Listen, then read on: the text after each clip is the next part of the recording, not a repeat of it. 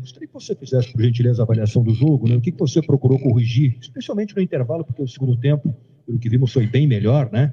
E se a postura, em termos de comportamento e até taticamente, que o Inter teve hoje no segundo tempo é o que você quer para o jogo da volta na quarta-feira que vem no Beira-Rio? Bom, boa noite a todos. Penso que a postura, ela e a intenção do primeiro tempo para o segundo, elas foram parecidas, né? O que mudou foi que a gente entrou um pouquinho mais para dentro do campo do Flamengo,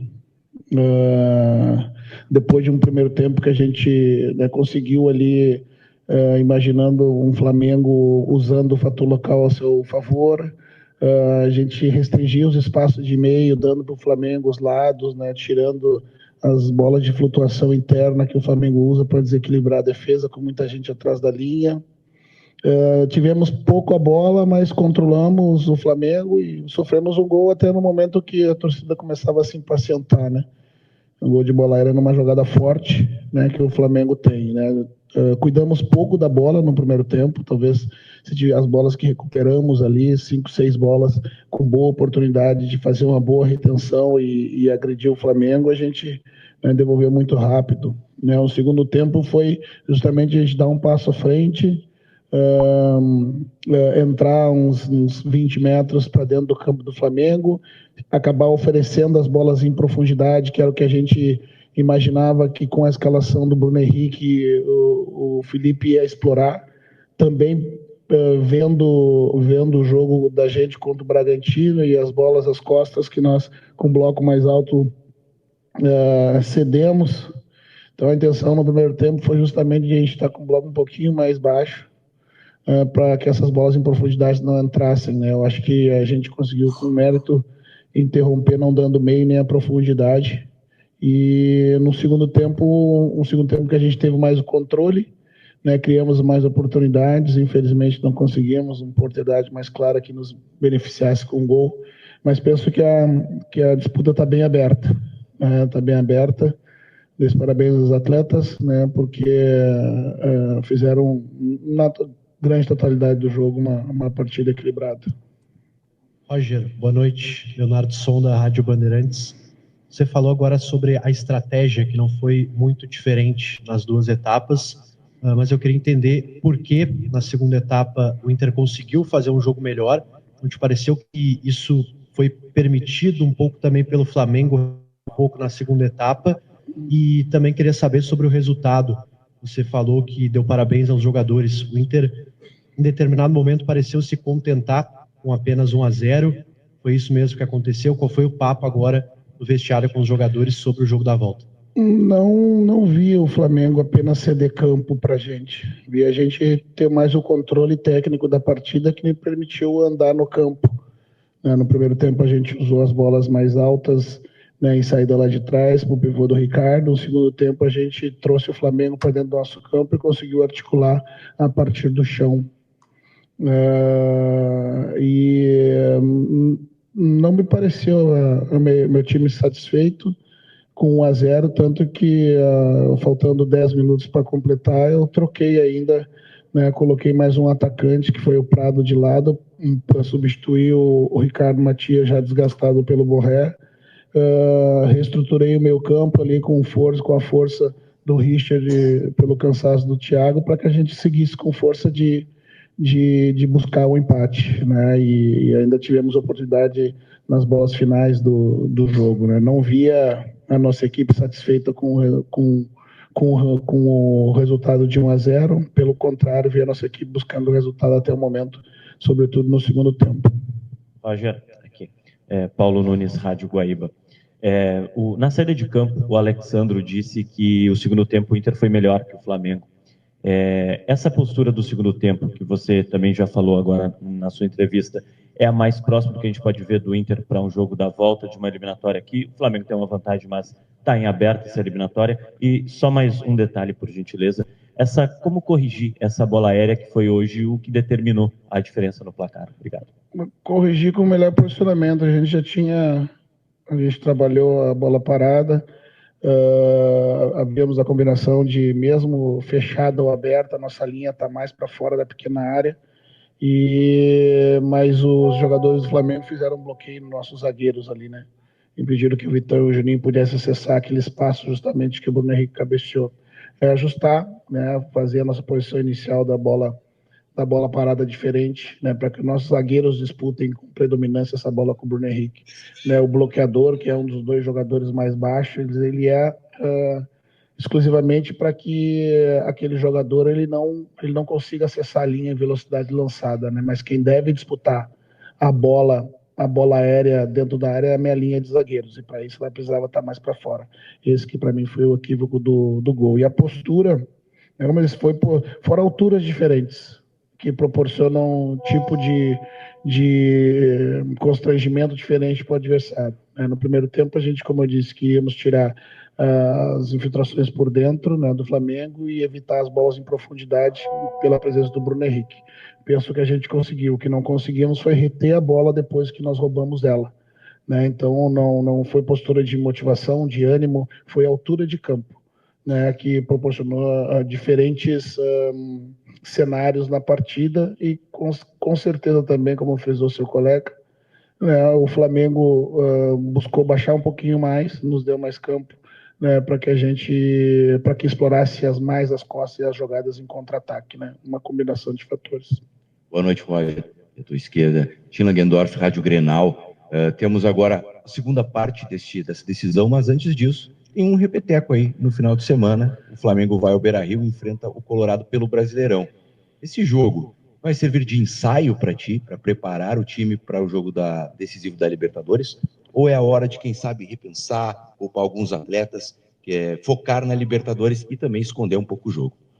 Olha, o Campeonato Brasileiro é importante, né? Mas a partida vai meio no meio de numa disputa. A gente vai ver, vamos ver quem vai estar bem recuperado para o domingo, mas serve também como material né, como ferramenta para desse jogo para o próximo e do próximo para o jogo decisivo da Libertadores. Né, e trabalhar forte, descansar os caras, né, contar com o nosso apoio do torcedor que veio hoje. A gente estava entrando no vestiário e de lá de dentro a gente estava ainda ouvindo o nosso torcedor cantando no estádio. Essa é a prova que, embora derrotado na primeira parte dessa perna da competição, o torcedor, imagino que tenha se sentido satisfeito, né, pelo menos com representado em campo, né, pela forma como a gente encarou o segundo tempo. Então, agradecer desde já ao torcedor e dizer que a gente vai precisar muito do nosso torcedor junto com a gente no domingo, né, e muito mais na quarta para a gente buscar essa diferença simples que o adversário conseguiu nessa primeira fase da competição. Roger, Jairo Vink, do canal do Baldaço. Você falou que no primeiro tempo o Inter teve uma dificuldade de sair, né? Recuperava a bola e não conseguia sair. Isso se deve à alta intensidade que o Flamengo implementou no primeiro tempo? Eu acho que também. A gente faltou a gente ter uma retenção de bola, né? Uma das coisas que eu falei para os atletas foi justamente isso. Nós não podemos só tentar controlar a bola, reter a bola pela combinação da troca de passe. Nós precisamos da retenção da bola pela força, nós precisamos da retenção da bola pela habilidade, né? E nesse momento nos faltou essa combinação, as disputas aéreas, quando que o Ricardo estava conseguindo fazer a segunda bola, estava caindo para o adversário. A partir disso ele mantinha a bola dentro do nosso campo, né? Então faltou a gente reter a bola, e não só reter a bola, achar soluções, tanto coletivas quanto individuais, né, para a gente ficar com essa bola, né, ou seja um drible, ou seja uma jogada na velocidade, ou seja uma disputa aérea, uma jogada de corpo, né, a intensidade. Uma das coisas que eu falei para os jogadores foi que a intensidade que o Flamengo estava nos pressionando não era a mesma que a gente estava dando opção para o colega que estava com a posse de bola. Isso fez a diferença, sobretudo na nossa parte ofensiva. A parte defensiva, né, mesmo tendo pouca bola, a gente ofereceu o que o Flamengo teve mais dificuldade de fazer, né, que foi chegar pelos lados. Boa noite, Roger, aqui bem do lado da caixa. Lucas Colar, voz do Gigante. A gente viu uma grande mobilização da torcida do Inter desde ontem, né, com ruas de fogo. Também está planejada, né, uma ruas de fogo para o jogo da volta no estádio Beira-Rio. É um clima de decisão. E eu te pergunto, né, porque mais uma vez o Inter teve poucas finalizações a gol, mesmo com a troca, né, do Matias, que fez um grande jogo contra o Bragantino. Hoje o Inter não conseguiu, né, levar tanto perigo ao gol do Rossi. Como fazer para o jogo da volta né, para que esse torcedor que está mobilizado, que está motivado, que hoje muitas vezes calou o Maracanã, veja o Inter um pouquinho mais agressivo, com condições de fazer 2 gols, que é o que o Inter precisa para avançar na próxima fase no tempo normal? Eu acho que o torcedor está acreditando. A prova, né, foi a mobilização do torcedor e a forma como ele acabou cantando, né, o clube ao final da partida.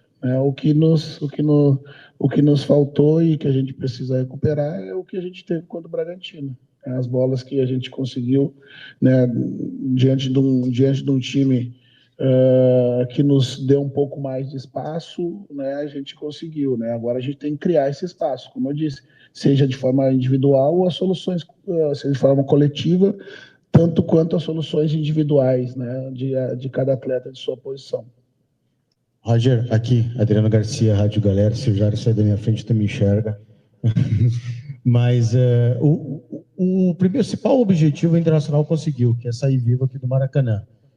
Como pensar na quarta-feira, mesmo tendo o jogo de domingo, e pensando na quarta-feira, qual o principal cuidado que o Inter tem que ter com esse Flamengo? Pensando no jogo de quarta, né, para a reversão do placar. Eu vou analisar ainda o jogo novamente, né? Eu não consigo ter um diagnóstico assim tão rápido. O certo, né, é que, como eu disse, a estratégia de constranger o Flamengo no primeiro tempo, ela funcionou em parte, né? Porque o segundo momento, que era ter a bola, a gente não cuidou bem dela. Né, consertar a bola parada, né? Ajustar, fazer os ajustes. Né, e jogando dentro de casa, a altura que nós jogamos nos deu uma outra condição de campo, né, certo que o Flamengo vai usar a favor o resultado, né, nos negando o campo e buscando as nossas costas. Nós vamos ter que estar com processo defensivo e controle de transição e contra-ataque bem ajustado para não oferecer os contra-ataques. É uma série de coisas que agora, revendo o jogo na volta, né, a gente começa a detalhar tanto para esse próximo jogo quanto para o outro. Aqui, Roger Wagner Jung, Rádio Inferno. Gostaria de entender e que tu elegesse quais foram as principais dificuldades que o Inter teve aqui de enfrentar o Flamengo no Maracanã, na parte tática e também na parte técnica. Acho que eu não falei bastante já. Mas vamos lá. No primeiro tempo, a gente teve a dificuldade de não reter a bola. Quando a gente recuperou, devolvemos muito rápido para o adversário, né? Conseguimos eliminar o fator de profundidade, né, do Bruno Henrique, que tenho certeza que o Felipe usou imaginando, né, tendo visto um pouco do jogo do Bragantino e as bolas às costas que entrou. Nas bolas aéreas, nossas disputas e intensidades, né? A primeira nós ganhamos com o Ricardo e a segunda ela ficou para o adversário e novamente retia a bola. No segundo tempo andamos um pouquinho para dentro do campo. Isso fez com que o Flamengo tivesse a oportunidade de usar nossas costas, mas a gente conseguiu proteger bem a profundidade. E com o campo mais aberto, em função do Flamengo, o Flamengo do jogo ficar um pouco mais trocação, a gente conseguiu chegar e ter mais volume de jogo, de posse, né? Nem tanto de conclusão, mas de chegada no último terço, que fez com que o Flamengo sentisse um pouco mais a partida, né? O desgaste dela. Penso que fisicamente nós acabamos bem o jogo também. Acho que foi um pouco disso, e um pouco mais que eu falei aqui. Roger aqui, Vinícius, Rádio Independente. O Flamengo no jogo da volta vai ter o retorno de um dos principais jogadores, que é o Arrascaeta, né? Ficou de fora dessa partida, que num primeiro tempo encaixado, como foi o do Flamengo hoje, pode ser mais letal em relação a algumas jogadas, especialmente pelo entrosamento. Você pensa algo especial em relação a esse jogador, a presença dele ou não para a partida da volta? Nesse momento eu penso no jogo do domingo ainda, né? Mas o Arrascaeta, a gente sabe, né, a diferença que acaba proporcionando ao time do Flamengo pela sua qualidade, sua capacidade de decisão. Mais ainda a gente vai ter que se preocupar com o jogo de centro. Aqui, tudo bem? A gente, durante a semana, projetou muito um duelo entre você e o Felipe Luiz, e até nas escalações. Hoje o Felipe Luiz ele veio com esse modelo que tu citou, de buscar essa velocidade, com 4 homens de velocidade na frente. Eu queria saber se tu já imaginava que ele viria assim, e se isso mudou a tua escalação de alguma maneira. Se houve esse duelo mental entre Roger e Filipe Luiz, tu imaginando o que ele ia colocar em campo e o que tu colocar em campo para prevenir aquilo que ele poderia colocar em campo, e como esse jogo de xadrez muda com o Arrascaeta, que vai dar uma característica que hoje o Flamengo não teve dessa criação pelo meio. Às vezes na coletiva, né, eu busco até menos esmiuçar, né, taticamente, porque se os meus analistas analisam toda a coletiva do treinador depois do jogo, né, para identificar pistas, né, eu tenho certeza que o Felipe também faz. Né, a gente preparou para 2 cenários, né, esse com o cenário com o Bruno e o cenário com o centroavante, né, com o Pedro, né, e que muda sensivelmente, né. Então, quando a gente percebeu na escalação o Bruno, a gente soube que a gente ia ter que cuidar muito a profundidade. Cuidar a profundidade é não dar campo pro Flamengo. Cuidar a profundidade é tá 10 metros um pouquinho mais para trás, né, fazer um bloco médio, né, ao invés de subir a todo momento a pressão, né, tirando ali o jogo de articulação do Jorginho, né, e trabalhando muito com a bola coberta e descoberta, né, quando a gente conseguia cobrir a bola, né, dos zagueiros, né, do Jorginho, a gente podia ficar na mesma posição, mas quando não, a gente protegia a profundidade, né. A forma que o Flamengo conseguiu encontrar um caminho para andar no nosso campo foi usando os lados, que é o que a gente ofereceu para eles em tese, né, para depois estar bem compactado lateralmente e conseguir pressionar. Então, sem dúvida, é um duelo mental, de projeções, né, e cenários, né, que você treina e aconselha os jogadores como se posicionar. Imediatamente quando a gente viu a escalação, eu ainda passei algumas imagens dentro da projeção que a gente tem já do conteúdo para esse tipo de eventos, né, quando a gente tem alguma dúvida, para se certificar de como a gente ia ter a nossa conduta dentro da partida, sobretudo com a presença do Bruno Henrique e não do Pedro à frente. Roger, Raíza Simplício aqui da Gol Brasil e da revista Placar. Você falou sobre esse duelo mental, eu queria que você falasse a respeito disso, mas também em relação a ter 3 jogos seguidos contra o mesmo adversário. Vocês têm esse jogo da Libertadores, Brasileirão, e o jogo da volta da Libertadores, são 3 jogos seguidos contra o mesmo adversário.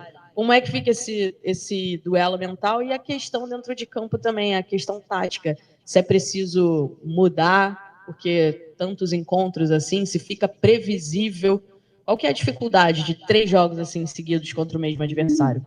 Acho que a dificuldade é você identificar o próximo passo, né? Primeiro que é um jogo do campeonato diferente, né, do Campeonato Brasileiro, né? Cada um vai adotar o seu planejamento, né, pensando no jogo da quarta-feira, né? Então, mais uma vez, tu vai ter que criar cenários para como as coisas vão acontecer no final de semana, né? Mas, né, por um outro lado, né, tu tem bastante ferramenta para trabalhar, né, bastante material para trabalhar o próximo jogo e os próximos jogos em função do que tu viu hoje, né? As tendências, né, as correções, os espaços, os comportamentos dos atletas, né, a variação que o Felipe propôs para a partida ao longo dela, e